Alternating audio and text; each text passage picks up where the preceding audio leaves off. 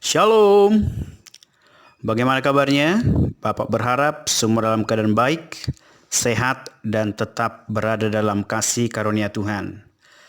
Senang sekali hari ini Bapak kembali hadir untuk melanjutkan kegiatan pembelajaran kita, yakni pelajaran pendidikan agama Kristen secara online yang kita kerjakan secara daring, yaitu kita semua harus belajar dari rumah. Dan hari ini Bapak berharap semua mengikuti anjuran pemerintah, tetap berada di rumah sehingga kita bersama-sama bisa melawan pandemi corona atau juga virus COVID-19 yang hari ini melanda dunia. Tapi Bapak yakin kita akan tampil sebagai pemenang dan bersama-sama melawan pandemi ini sehingga kita tetap tampil menjadi remaja yang maksimal yang memberkati dunia ini. Materi kita hari ini adalah remaja Kristen sebagai pelopor pembaruan.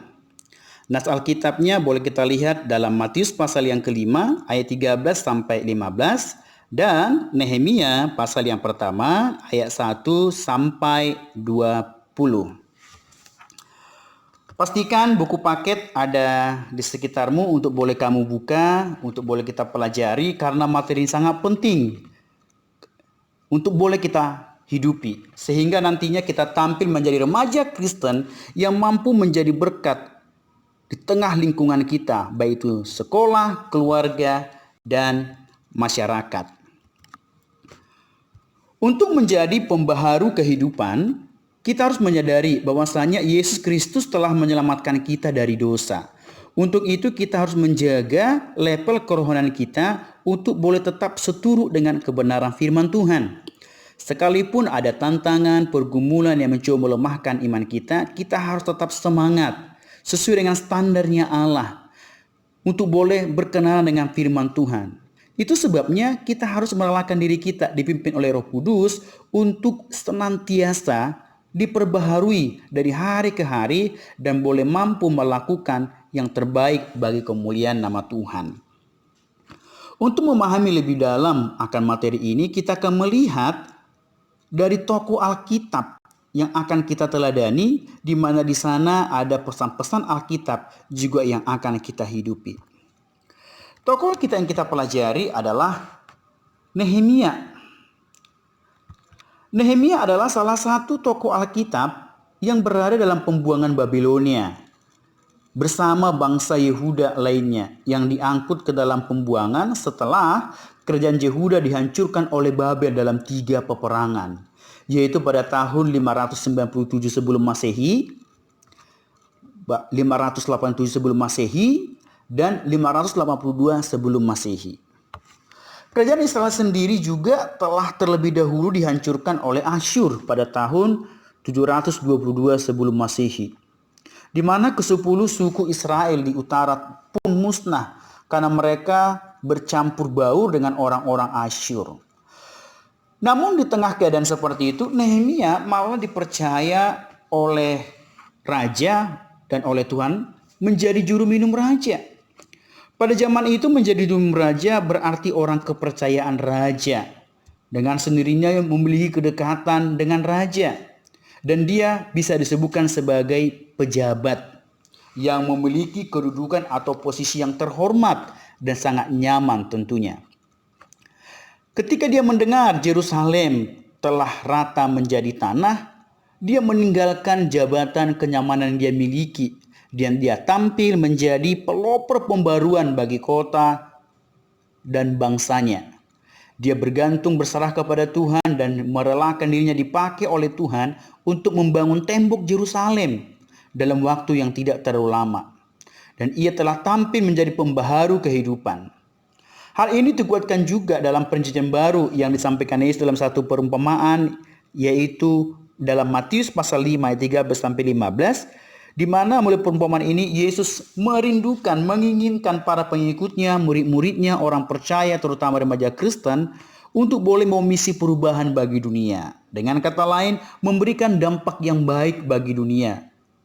Karena menjadi pengikut Yesus tidak hanya atribut semata, melainkan harus ditampakkan di dalam kehidupan sehari-hari. Perumpamaan itu menyebutkan orang percaya, khususnya remaja Kristen, harus mampu tampil menjadi garam dan terang dunia. Hal ini merupakan keberadaan orang percaya yang tidak boleh biasa-biasa saja, namun harus memberikan sesuatu yang baik bagi sekelilingnya.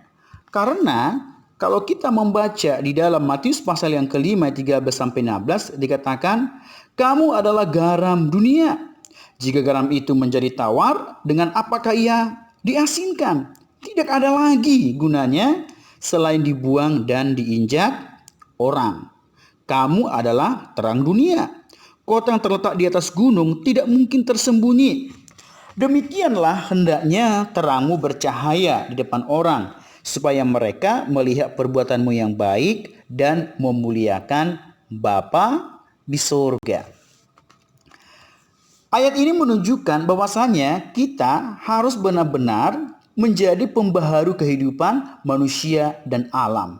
Karena kita telah dipimpin oleh Roh Kudus mengalami pembaharuan, maka kini saatnya kita dipakai Tuhan untuk membaharui kehidupan. Untuk boleh kita pahami, untuk tampil menjadi pembaharu memiliki ciri-ciri, yaitu yang pertama, mereka itu akan selalu menjadi inisiator dalam setiap kegiatan atau aksi yang dilakukan bagi kepentingan orang banyak. Di tengah pandemi corona, Bapak berharap remaja Kristen tidak diam saja, namun menjadi inisiator, penggerak, kira-kira memikirkan apa yang bisa dikerjakan bagi sekeliling kita. Apa yang bisa dikerjakan bagi orang-orang yang terdampak pandemi, apakah mengadakan aksi sosial, apakah mengadakan kebersihan di sekeliling rumah, apakah kita menaati pemerintah dengan tidak kemana-mana, atau juga berdoa bagi kampung, bagi kota, bagi bangsa, bahkan bagi dunia. Mari kita mulai. Kenapa? Karena kita adalah pelopor-pelopor pembaruan. Dan hal ini harus dikerjakan penuh dengan integritas, dengan jujur dalam pikiran, perkataan, perbuatan. Tentunya sesuai dengan kebenaran firman Tuhan dan penuh dengan kebajikan.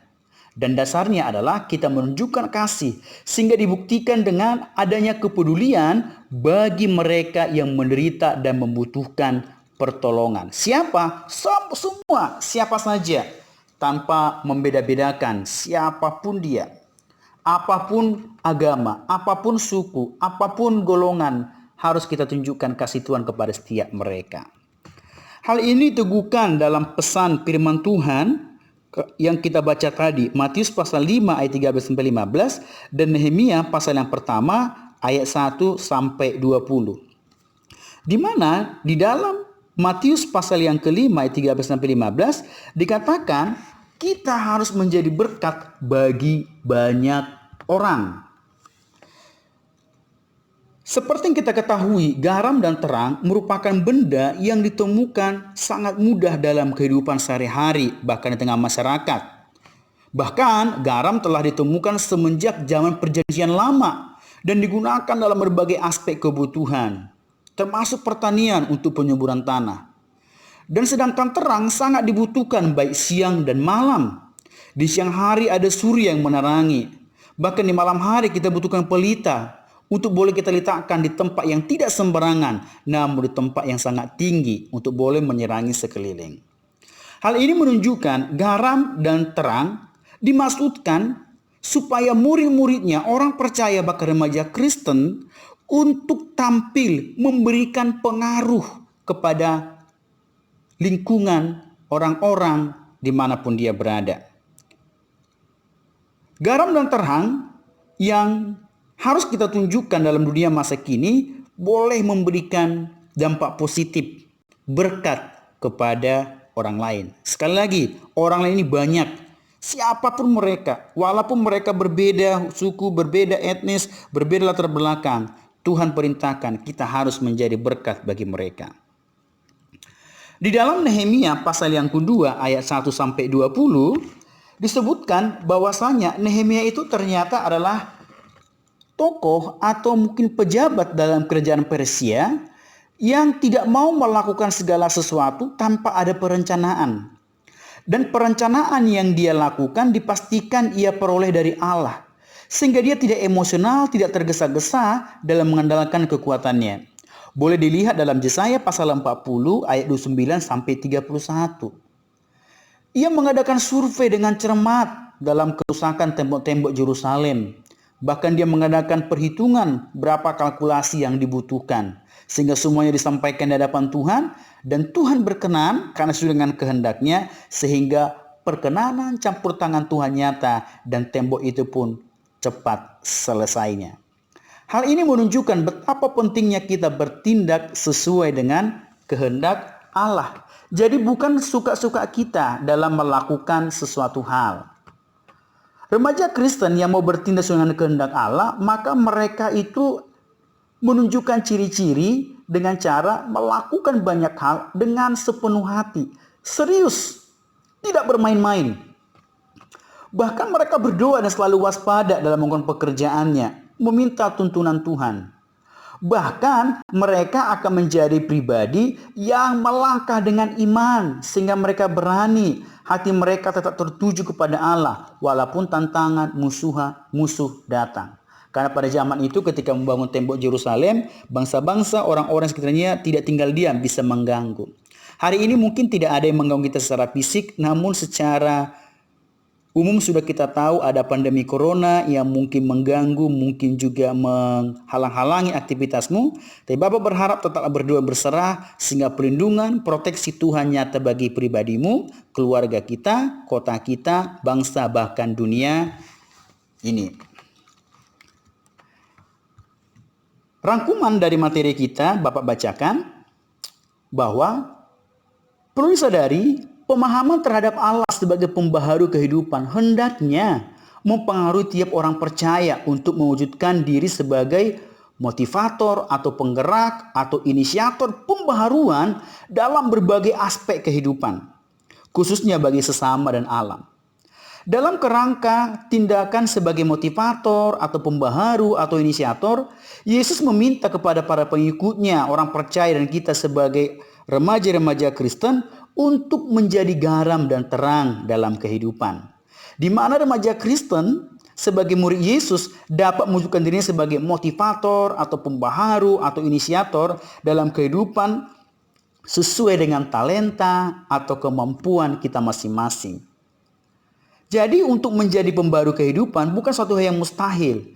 Tuhan akan pakai apa yang bisa kamu kerjakan dengan talenta karunia yang kamu miliki untuk menjadi berkat bagi banyak orang, dan Tuhan Yesus dipermuliakan sehingga benarlah kita menjadi pembaharu kehidupan yang berkenan di hadapan Tuhan dan memberkati banyak orang seturut dengan kebenaran firman Allah. Materi kita pada hari ini, oleh anugerah Tuhan kita sudah menyelesaikannya. Bapak berharap boleh dipahami, dihidupi, dan dilakukan sehingga kita menjadi remaja Kristen yang berdampak dimanapun kita berada. Tuhan Yesus memberkati dan tetap semangat. Shalom.